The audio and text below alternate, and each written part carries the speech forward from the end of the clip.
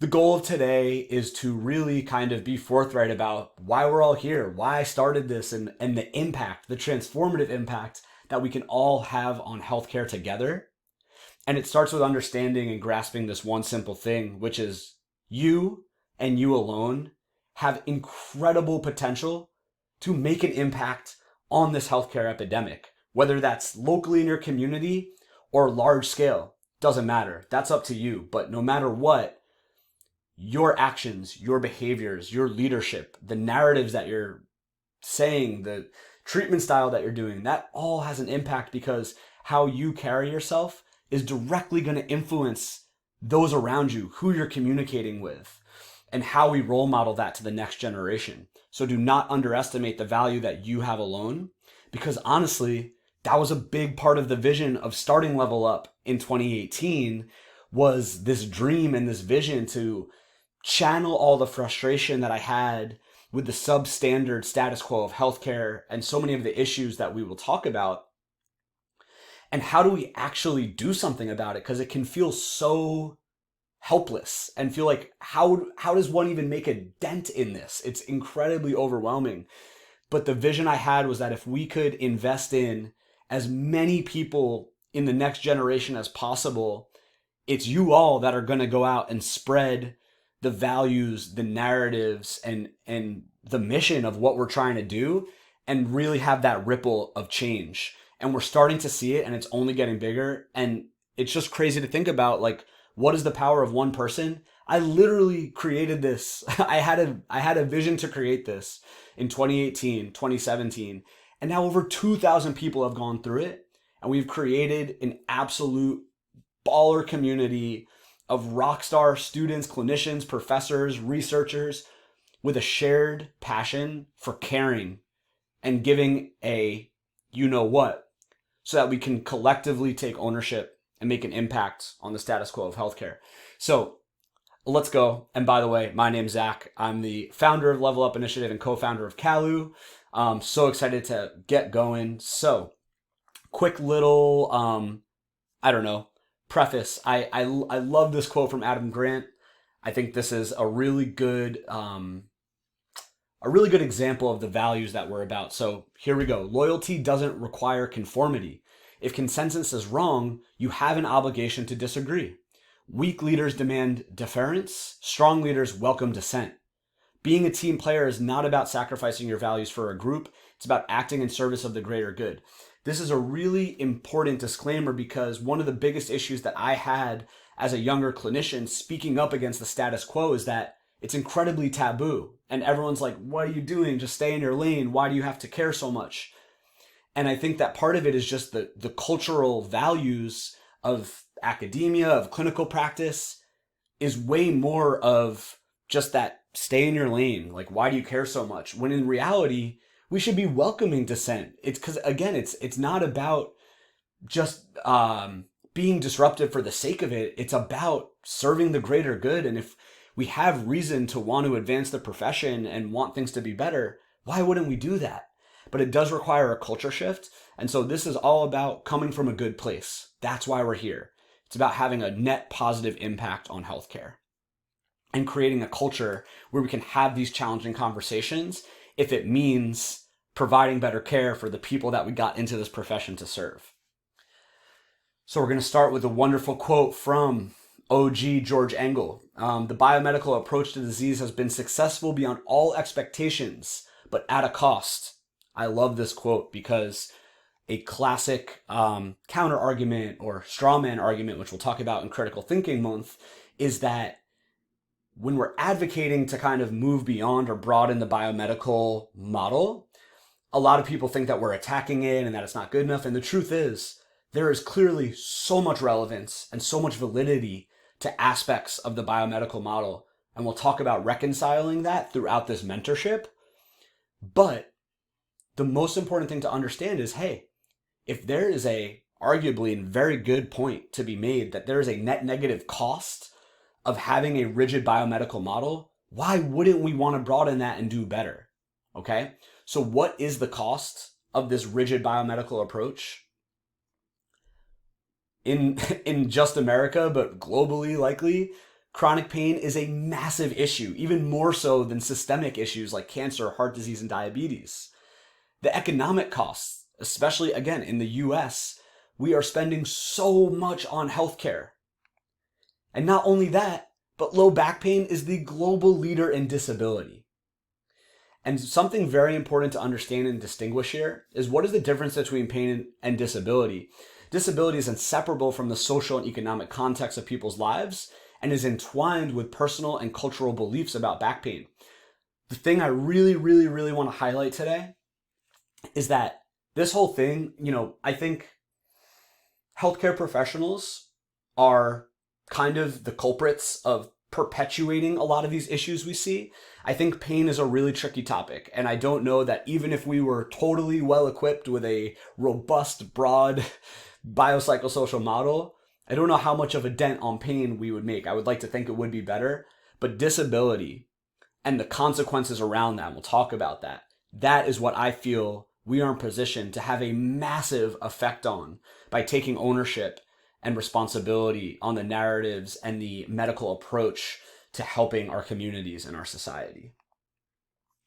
So 2017, even 2016, when I first started getting exposed to this, we have all of this medical innovation that in some ways is so wonderful, but how does chronic pain, disability, and spending keep increasing? It doesn't make sense. If we were on the right track, obviously we take into account things like population increase, these things play in, but if we were starting to be on the right track or having it figured out, wouldn't we at least start to see some movement in the right direction instead of it continuing to increase? And that's when you look back on it and you start to feel like you're taking crazy pills. I would highly recommend this foundational paper by George Engel, The Need for a New Medical Model, A Challenge to Biomedicine, written in 1977. 1977, where George Engel was speaking up against the status quo about saying, hey, there's some amazing things about biomedicine, but I think we are completely not only missing the mark by not including the psychological and social elements, I actually think we could be doing harm by not including that. And man's made some really good points. I would go back, I recorded a podcast with Michael Ray where we dive deep into this paper by George Engel. It's one of the original episodes of the Level Up podcast. I'll post it in the accessories or the additional kind of resources for this month. Marilyn Moffitt, if you don't know who Marilyn Moffitt is, she is another absolute legend in the profession. She was president of the APTA, she president of the International Association of PT. She has been a fierce advocate, an agent of positive change in our profession for a long time. And when I was able to help with a local DPT program, shout out to all the MGH folks out there, let's go, and create a strength and conditioning elective, we connected with Marilyn Moffitt to ask her about, how she feels about the speed of change, because she gave the McMillan Address in 2004. The McMillan Address is given to one of the most influential people in the industry. And her whole talk was centered around how badly we're missing the mark by not making movement and exercise our bread and butter of what we do. We get so caught up in focusing about the millimeter of change we're doing with our MOBs in manual therapy class, yet we have a stockpile of evidence to show us how if we could literally get people adhering to physical activity guidelines, our society would be so much better off. So she goes on an absolute beautiful speech about all of this stuff, makes incredibly compelling points. And here we are, we did this elective in 2018, and we asked her, how is your feeling on how things have changed? And to quote Dr. Moffitt, the needle has moved very little over the past quarter of a century. And here we are in 2022. I use this meme every year because it's so applicable. But when a couple years pass and no moves have been made, look, yes, we're making an impact and things are slowly changing, but holy hell, people have been talking about advocating for broadening biomedicine and moving away from the dogma for literal decades. And it's 2022 and we are still fighting so much misinformation. We're still fighting so much of what we're even being taught in school. And it's so taboo to talk about because it's all incredibly well intended. But I think there are some serious issues that we need to address. And I think that there's some serious ownership that needs to be had so that we can collectively make moves, because at the end of the day, it's not about us. It's about the patients we're working with. It's about society. It's about our community. Why wouldn't we want to give them better care? It's kind of mind-boggling to me. So, getting a little fired up, and this is a good segue or good pause. This isn't just some crazy dude's opinion, okay?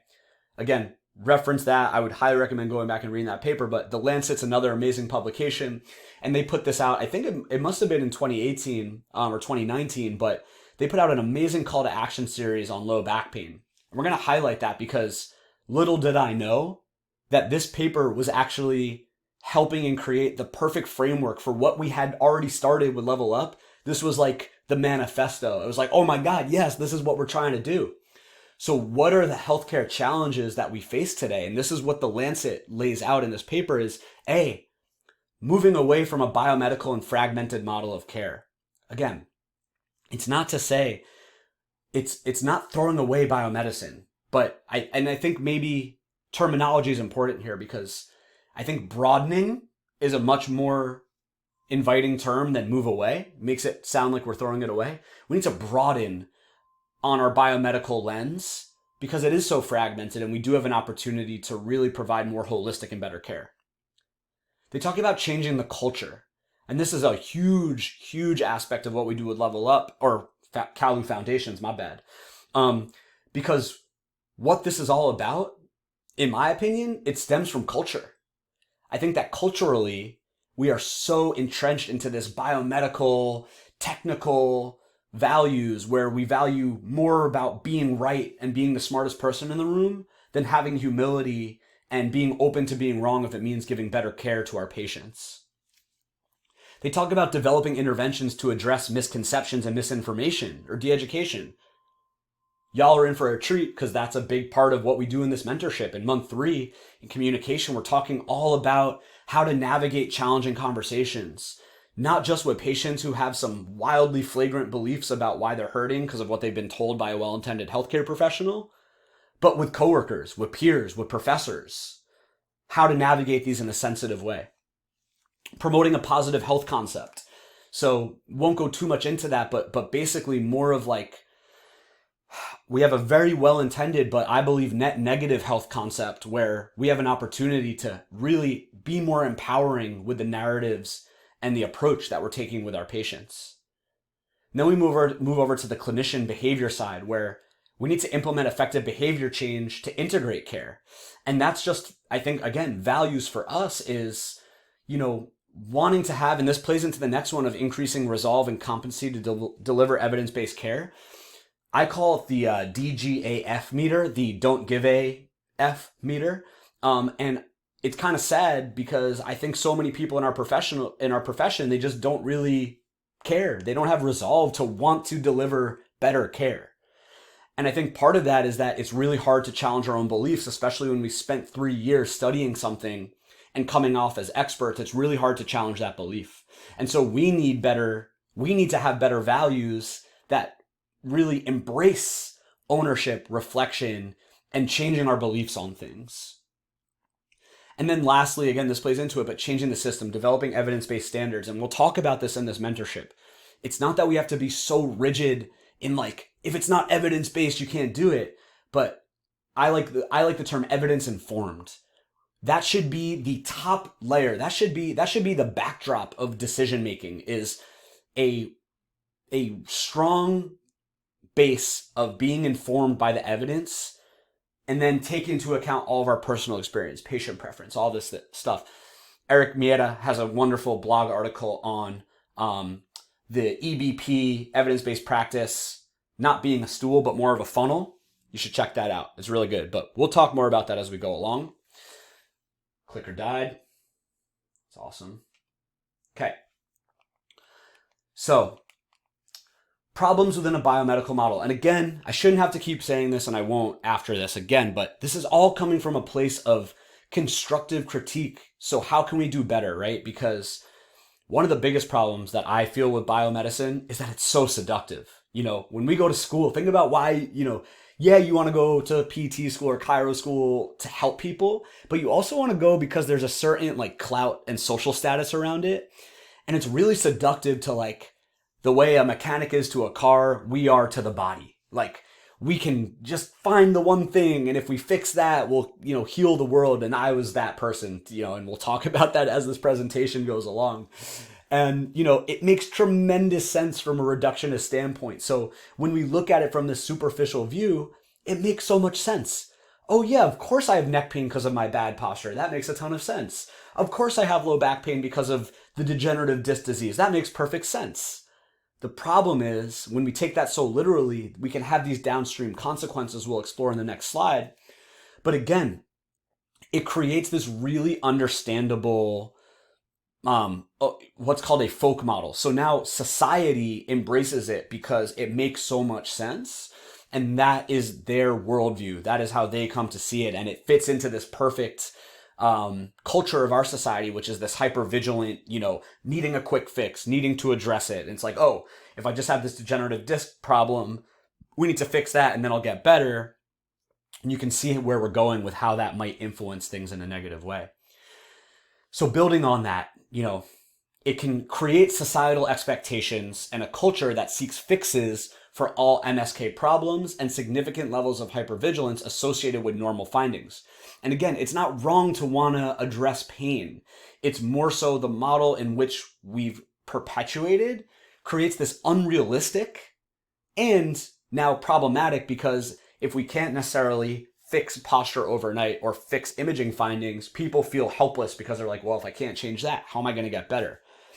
I would highly recommend going to read Chad Cook, Jeremy Lewis, Tammy Hoffman, and Peter O'Sullivan. They collabed on an amazing viewpoint in JOSPT called The Elephant in the Room. We also recorded a podcast with Chad Cook. So good. Talk all about too much medicine or pathologizing normal findings, over treating certain things because of, problems we're trying to fix that don't need to be fixed. I would highly recommend going to check that out. How else does it create problems? It creates dualistic narratives that pain is a direct reflection of tissue damage or dysfunction when we know how multifactorial pain is as an emergent experience. So I know that some of you schools are starting to do a better job of embracing more pain science and this and that in their curriculum. And that's good, but I still think we're getting an incredibly biomedical education that creates this more linear relationship with dysfunction and pain, or tissue damage and pain.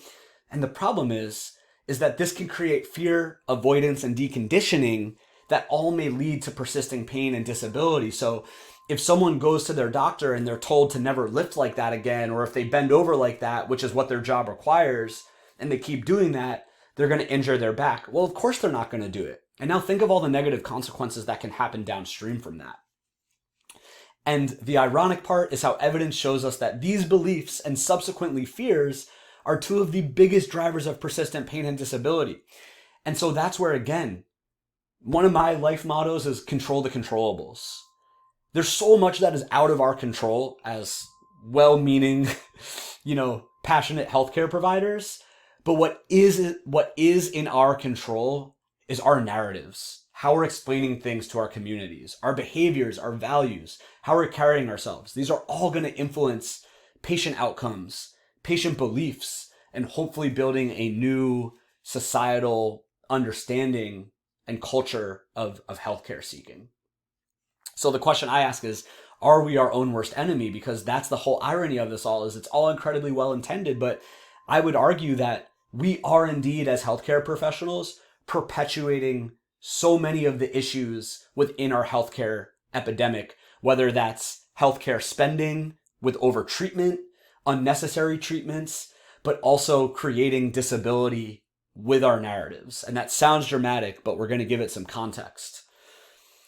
And last thing I'll say too is, I think for those of you that have been out on clinicals, this might click. I think for some of you, if you haven't been out on clinicals yet, maybe you've had your own experience where this clicks and connects. But I think until you get out on clinical and you see someone that has been like effectively disabled by narratives they've been told in the past, then you're like, oh, wow. Yeah, like this is brutal. All right. So I got love for academia. I loved my schooling. I had an amazing time. I know that it's all coming from a good place, but we need to reflect on it. Nicole Piamonte is someone that you will get exposed to a lot in this mentorship. She is the bomb. She's a medical humanities PhD that works out of Creighton Medical School. And she writes in her book, Afflicted, medical culture does a particularly fine job of enculturating newcomers into its rituals and norms.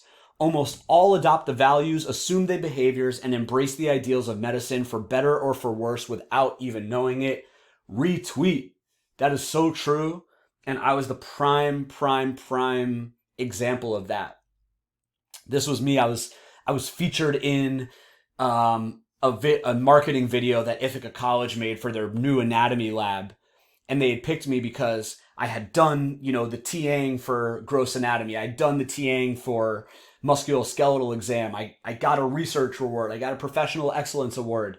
Oh my Lord, when I look back, I was so seduced by the culture of academia, which is this just like, just trying to be the smartest person in the room, trying to go for all of these things when it's not inherently a bad thing, but I think my intentions were off because I cared so much more about like the veneer of how it looked and striving for these things to impress my mentors and my role models, as opposed to actually thinking about like, how does this actually help me provide better care?